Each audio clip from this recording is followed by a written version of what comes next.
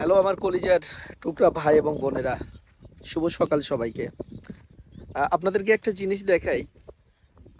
আজকে 22শে জানুয়ারি, 8 মাঘ। প্রচণ্ড কিন্তু বাতাস। আমি এখন আছি গোদাগাড়ি থানা। তো এই যে বরিন্দ এলাকায় দেখছেন, তারা চাষাবাদ করছে এবং বাতাস বইছে। আপনাদেরকে একটু দেখানোর চেষ্টা করি। এই যে এইসব মাঠে আসলে এইসব বকগুলো দেখতে পাবেন।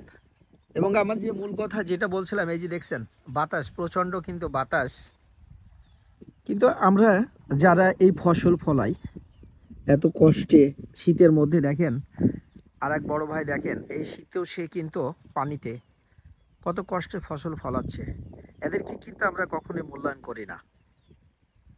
আমরা শহরে যারা থাকি তারা কিন্তু এই দুঃখ কষ্টগুলো কখনোই অনুভব করে না। এবং আমরা প্রায় নিয়ত আমরা অনেক সময়তে শুনতে পাই, জানতে পাই কি কৃষকেরা তার ন্যায্য ফসলের দাম পাচ্ছে না। আসলে ন্যায্য ফসলের দাম না, তারা যে পরিশ্রমটা করে ওই পরিশ্রমের দাম কখনোই তারা পায় না।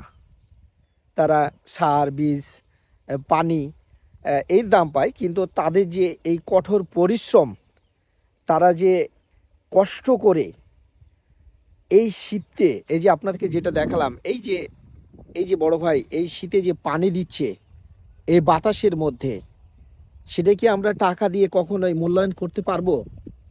তাই আমরা যারা কষ্ট করে ফসল ফলাই, তাই আমরা যে ফসলটা খেয়ে, যে অন্ন খেয়ে বেঁচে আছি, কিন্তু এর পিছনে যে কষ্ট করে এই ফসলটা ফলাচ্ছে, তাদেরকে মন থেকে তাদেরকে শ্রদ্ধা জানাই এবং ভালোবাসা জানাই।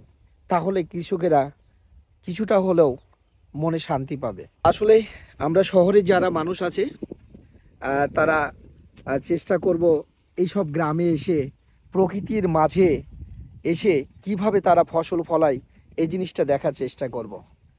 ভিডিওটা ভালো তাহলে অবশ্যই একটা লাইক, একটা কমেন্ট এবং পারলে শেয়ার করে দিবেন এবং পাশেই থাকবেন।